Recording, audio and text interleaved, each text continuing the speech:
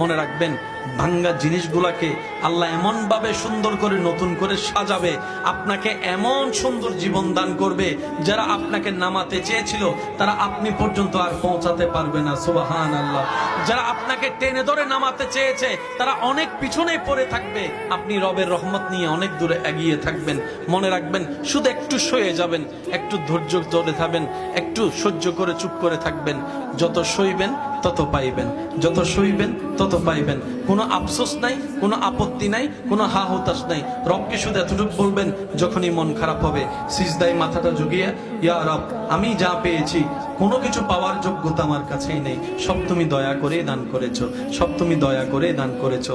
একটা জিনিস পাওয়ার যোগ্যতা আমার নাই, এই চোখ পাওয়ার মতো যোগ্যতা আমার কাছে নেই, এই কান শোনার মতো কান আমার কাছে নেই। আল্লাহ, কোনো কিছুরই পাওয়ার যোগ্যতা নাই, তুমি দয়া করে দেখার জন্য দুইটা চোখ দিয়েছো, তোমার দরবারে শুকরিয়া। সুবহানাল্লাহ।